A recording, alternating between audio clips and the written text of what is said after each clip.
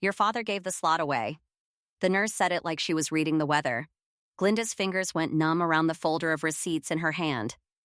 No, that's not possible. I paid the deposit. I signed the forms. We were next. The nurse glanced toward the ICU doors, then back at the chart.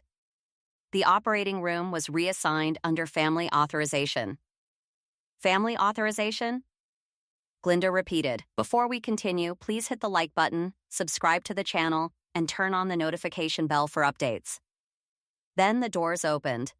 Her brother Travis walked in first, pale and unsteady, one hand gripping the wall. Behind him was Raymond, her father, the man Glinda had emptied her savings to save. Raymond wouldn't look at her. Glinda took one step forward.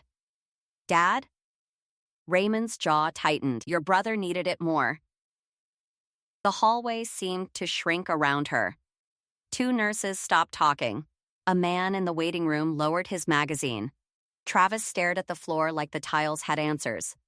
Glinda looked down at the payment folder, maxed credit cards, loan approval papers, hospital receipts, proof of every shift she had worked until her legs shook. She had sold her car, slept in it the night before handing over the keys, delayed the college program she had worked years to enter. And now Raymond stood there like she was the problem. You gave away the surgery slot I paid for? She asked. Raymond's face hardened. Don't make this about money. It is about money, Glinda said, her voice cracking. My money, my name, my loan. The nurse shifted uneasily and checked the paperwork again. Glinda noticed her thumb pause over one page. What is that? Glinda asked. The nurse hesitated. There are signatures here confirming consent. Glinda's stomach dropped. I didn't sign anything. Travis finally looked up. His lips barely moved. Dad said she already agreed. Glinda turned slowly toward him. The hallway went quiet. Before Raymond could speak, the doctor stepped out from behind the nurse's station, took the file, and flipped it open. Then his expression changed immediately. The doctor looked from the paperwork to Glinda, then toward Raymond. Miss Carter, he said carefully, could you come with me for a moment? Raymond stepped forward before Glinda could answer. There's no need for that. We already handled everything. The doctor didn't move. I'd still like to clarify a few things. Glinda followed him into a small consultation room down the hall. Raymond came in right behind her without being invited, shutting the door harder than necessary. Travis lingered outside for a second before slowly slipping into the corner of the room. The silence felt familiar. Raymond standing tall like he controlled the air. Travis avoiding eye contact. Glinda waiting for someone to finally tell the truth. The doctor sat down and opened the file again. The surgery reassignment request was submitted several days ago. Glinda blinked. Several days? Yes. She turned sharply toward her father. You planned this? Raymond folded his arms. Your brother almost died. That's not what I asked. But Raymond ignored her, the same way he always had whenever Travis was involved.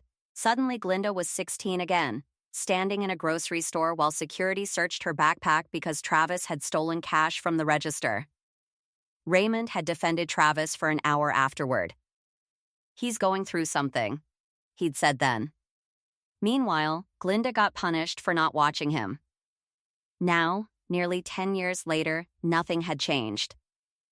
The doctor slid another page forward. These authorization forms approved financial responsibility transfers under your name.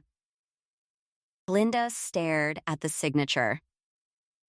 It looked close enough to fool someone glancing quickly, but it wasn't hers.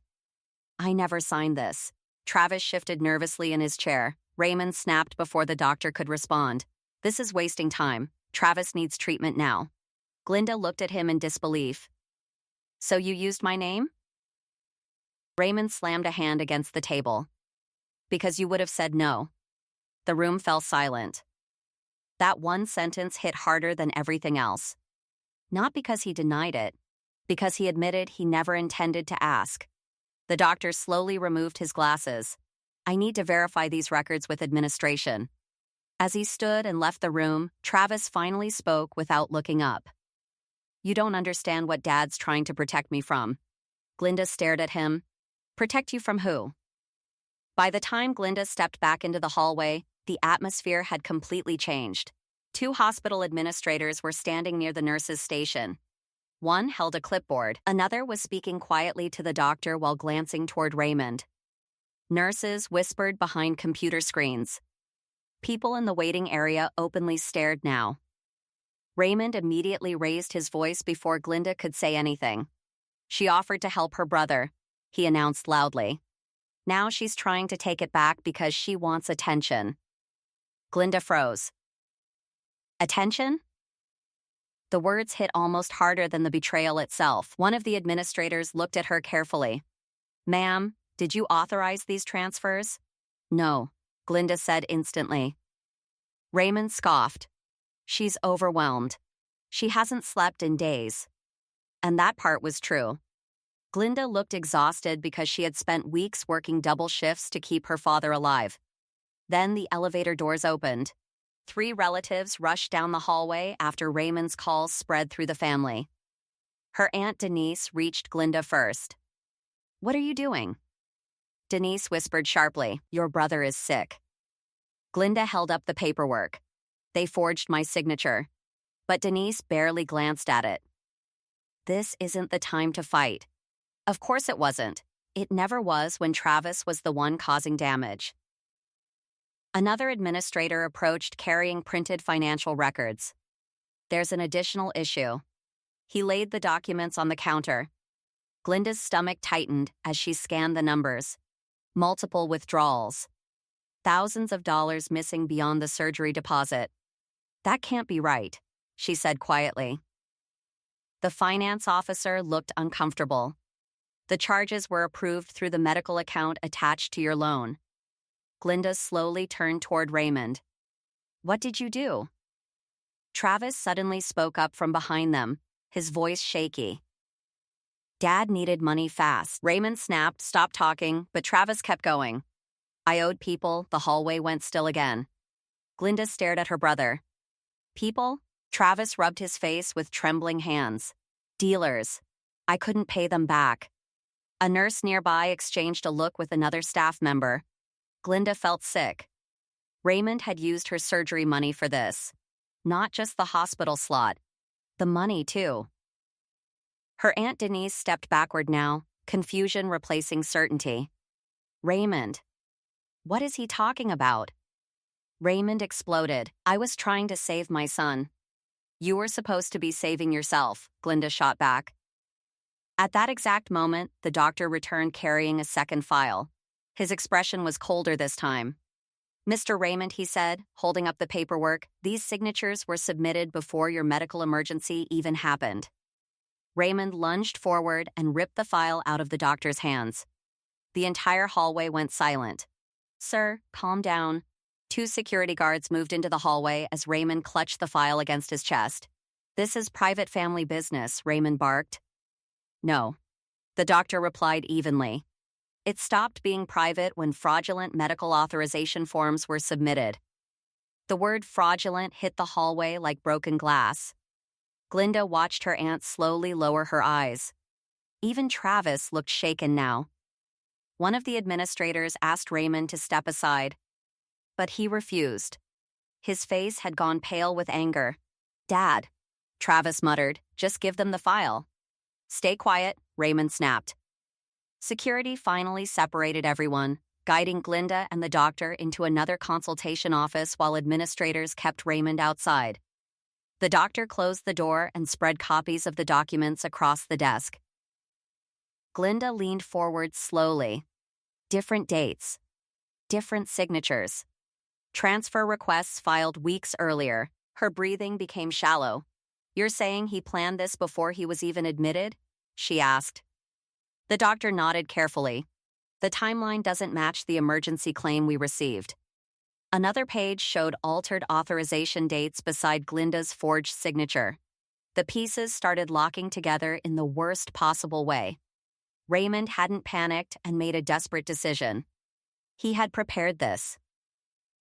Weeks ago. The surgery crisis. The pressure. The rushed fundraising. The emotional phone calls telling Glinda he might die. It had all pushed her exactly where he wanted her. Outside the office, raised voices echoed through the hallway. Then Travis suddenly appeared in the doorway, looking like he hadn't slept in days. They said they were going to come after me, he admitted quietly. Glinda looked at him without speaking. I owed too much. Dad thought if he paid enough, they'd back off. And he used me to do it, Glinda said. Travis lowered his head. Dad said you'd forgive us because you always do. That sentence landed harder than the fraud. Because it was true. Every stolen paycheck. Every lie. Every time Travis disappeared for weeks and Raymond demanded Glinda be understanding. She had always cleaned up the damage. Until now. Glinda straightened in her chair and looked at the administrator. I want every financial record connected to my loan released immediately. The administrator nodded. As the doctor reviewed the remaining paperwork, his expression darkened again. There's something else. He turned one final page toward her. Raymond had listed Glinda as financially responsible for all future treatment costs tied to Travis's recovery plan. Without her knowledge. Before Glinda could even react, the office door opened. 2 hospital investigators stepped inside. Mr. Raymond Carter? One asked from the hallway. We need you to come with us immediately. Raymond tried denying everything for nearly an hour. Glinda sat across the hall while hospital investigators, administrators, and legal staff moved in and out of conference rooms carrying files with her name on them. Every few minutes, another piece of paperwork surfaced. Altered dates, forged signatures, transfer requests tied to her loan. By midnight, the full story finally came out. Weeks before Raymond's collapse, he had learned Travis owed far more money than anyone realized. The debt had spiraled past drugs into threats and violence. Travis had been hiding from calls, switching phones, sleeping in motels. Instead of telling Glinda the truth, Raymond built a plan around her. He exaggerated the urgency of his surgery to rush her into securing the loan. He pushed her emotionally because he knew she would sacrifice everything if she believed his life depended on it. Then, he redirected the money. Part toward Travis's treatment. Part toward the debts. And when the hospital slot opened sooner than expected, Raymond reassigned it before Glinda even arrived. Not because she agreed. Because he never intended to ask. The realization hollowed her out. Every overnight shift. Every skipped meal. Every hour sleeping in her car between jobs.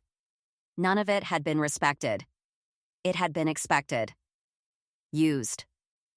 Across the waiting room, Travis finally broke down. Dad told me not to say anything, he admitted quietly. He said if you knew the truth, you'd stop paying. Glinda looked at him for a long moment. Neither of them spoke. Nearby, Aunt Denise covered her mouth with one hand.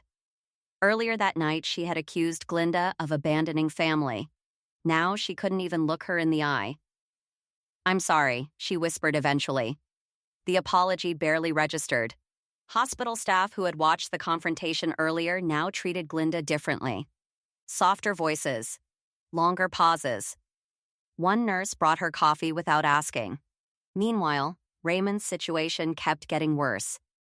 The hospital canceled the fraudulent surgery transfer immediately. Insurance representatives were contacted. Investigators informed Raymond that falsified medical authorizations could trigger fraud charges. For the first time all night, Raymond looked afraid. Not angry. Afraid. When he finally approached Glinda again, his voice sounded smaller than she had ever heard it. You can't do this to your family. Glinda stared at him in disbelief. My family? Travis needs help. You weren't protecting family, she said quietly. You were using me. Raymond opened his mouth, but nothing came out, and this time, Glinda didn't rescue him from the silence. The next morning, she withdrew her financial responsibility from every hospital account connected to Travis or Raymond. A legal advisor helped her freeze the remaining loan balance before more withdrawals could happen. Travis eventually entered a state-funded rehab program after the private treatment arrangement collapsed. Raymond lost priority placement for his surgery while the investigation continued, and Glinda walked out of the hospital alone. Not victorious, not happy, just finished.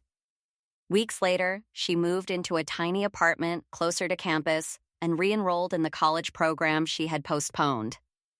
Money was still tight. The debt hadn't magically disappeared. But for the first time in years, the future she was working toward actually belonged to her. One evening, her phone buzzed with a voicemail notification. Raymond. She listened to only the first few seconds. Glinda, please call me back. We can fix this. She deleted it before the message finished playing. Then she set the phone down, opened her laptop, and returned to her enrollment application. The day her father gave away that hospital slot was the day she finally stopped giving away her life.